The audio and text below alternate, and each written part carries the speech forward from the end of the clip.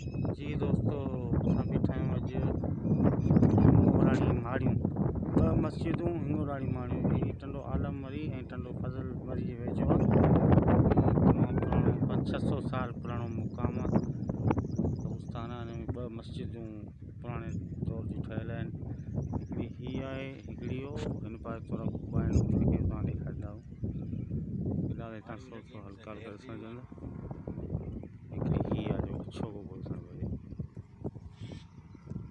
हुन सां गॾु मुक़ाम आहे। जेके माड़ियूं हिंगोराणी माड़ियूं आहिनि, इहे तमामु ॾही पटी आहिनि।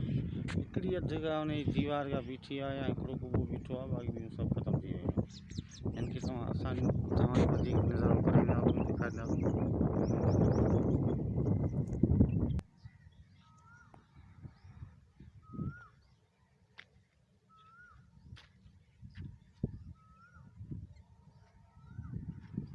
हिंगोराणी माड़ियुनि जा क़दीम आसार टंडो फज़ल वेझो मौजूदु आहिनि। हीअ माॻ हैदराबाद खां तक़रीबन 20 किलोमीटर ओभर में आहे।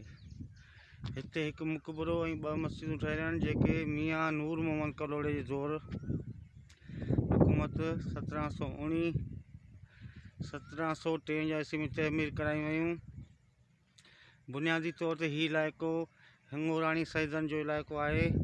1781 ईस्वी में अफ़गान सिपह सालार मदद खान पठान हिन इलाइक़े ते हमिलो करे बाहि ॾेई साड़ाए छॾियो हो।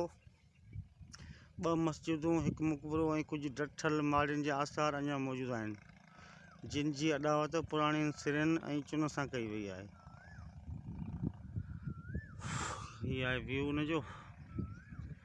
ऐं हीअ जेके माड़ियुनि जा दड़ा आहिनि, पुराणियूं जेके माड़ियूं आहिनि,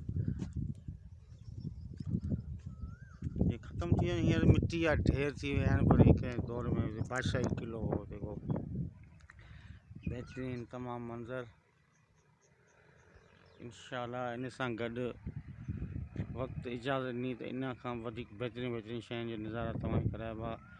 सभिनी दोस्तनि खे हिकु बार अपील था कयूं, असांजे चैनल खे सब्सक्राइब कयो, फॉलो कयो, जीअं तव्हां अहिड़ियूं बहितरीनु वीडियो ॾिसण लाइ मिलनि। लख थोरा दोस्तनि जा महिरबानी।